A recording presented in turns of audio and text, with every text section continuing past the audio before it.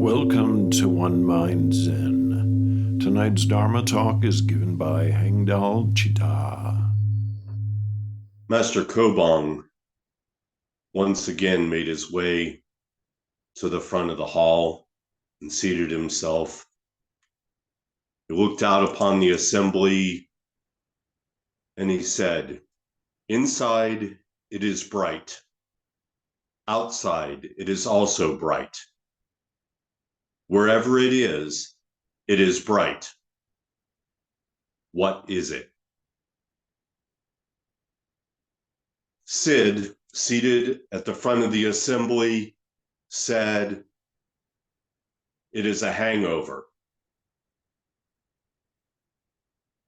Ko Bong audibly sighed and said, "Okay, Sid, actualize the hangover for me." Sid reached into his robe, pulled out a pair of mirrored shades, and put them on. Now it is not so bright.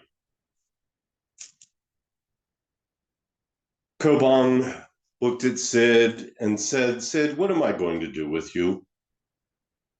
"Master, if you give me your staff, I will hit myself 30 times with it. How is that?" Ko Bong said, "Sid, what do I need to do to convince you to go study with someone else for a while?" We'll come back to Ko Bong in a minute. I found a great quote that I thought worked well with this, the last part of Ko Bong's statement, "What is it?" And of course, the famous chorus in Son meditation. What is it? What is this? Kushan was asked, "What is the basic object of investigation?" And he replied, "How has one gotten to such a state?"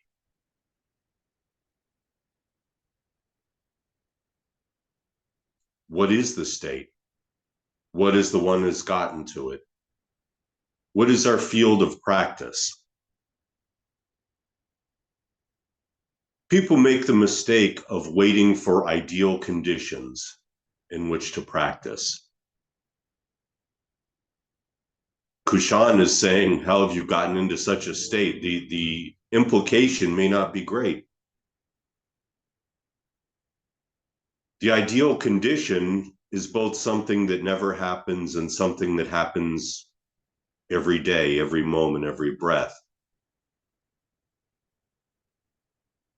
For some people, maybe you actually walk into a Zendo and everything's beautiful and the teacher's awesome and none of the other guys meditating get on your nerves and nobody's snoring and you're not allergic to the flowers on the altar and you don't go into an asthma attack from the incense. But the reality is life is frequently not like that. In one of our bodhisattva vows, we have usually some variation of, Dharma gates are endless. I vow to enter into all of them. Our version, opportunities to awaken. I vow to embrace them all. Those Dharma gates, those opportunities are not, while they can be, the beautiful moments, the wondrous moments, the flowers raining from the heavens upon the assemblage of Buddhas. Those Dharma gates we enter upon, those fields of practice we wander into, are equally thorns as flowers. It's the anxiety attack. It's the idiot who just cut you off in traffic. It's the friend who's passed on. It's the boss who you're angry with. Those are all Dharma gates as well. Everything that we enter into, everything that is an opportunity to say, how has one gotten into such a state and what is this state and who has gotten to it? When Ko Bong gave his little koan there, he gave an explanation also. When gold is in the ground, it is bright. If you put gold into a hot furnace, it is bright. After being in the furnace, gold is still bright. Before it went through the furnace, it could not be made into anything. Also, when in the furnace, it could not be used. But after it comes out of the furnace, we can use it to make many things. What is the furnace? The furnace is the paramitas. Ko Bong taught about the diamond paramita, the perfection of the paramitas.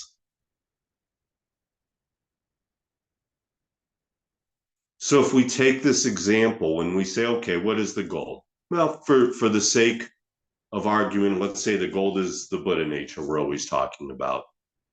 I loved an analogy that our brother Mike gave about muscles. You don't get muscles, they're there. You build them up, you exercise, you let them go, they atrophy. So in this case, let's say the gold is the Buddha nature, it's there.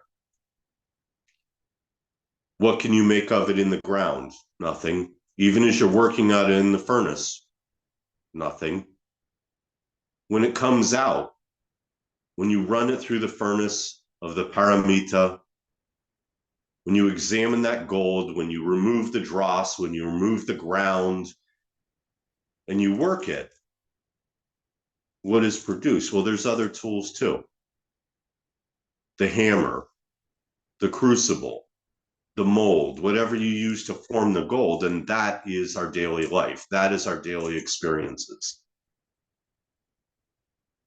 We may be running it through the furnace of perfection, but what we're running through that furnace, what we're using to shape that gold, is what we experience, what we do with it, how we react to it, and when ultimately we realize we are not we. There is an experience. And the experience and the experiencer are not separate.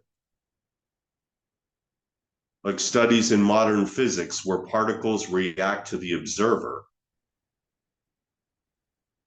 These are all the fields of practice. These are all the Dharma gates. Even the triple poison, even the things that we're uprooting and pulling away are Dharma gates if we use them properly, if we work with them, if we look at them, if we examine them.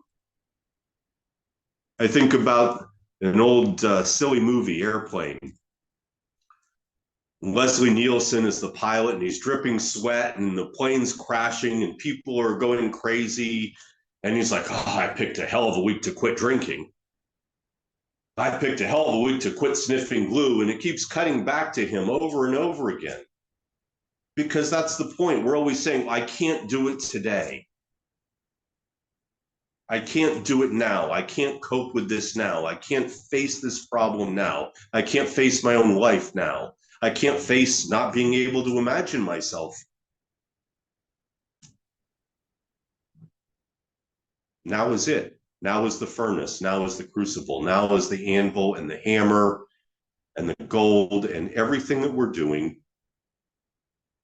Every moment, that's the field of our practice. That's our specialty as a counselor because we're the counselor and the student and the patient. And hopefully we have a teacher and a textbook that help us get to that point. But the field of practice is the specialty, and the specialty is what we're studying. And what we're studying is how has one gotten to such a state. That's the study. Tahui went on, and I've become fascinated with some of his writings. We've talked a lot about the instructions for the lay practitioner, which ultimately in the West, almost all of us really are. Tahui said, if you are a real man of wisdom, you will use the power of the path as an instrument to clear away the power of habitual action. That's not just the power of the path of Son or our teaching, it's the path that we walk along.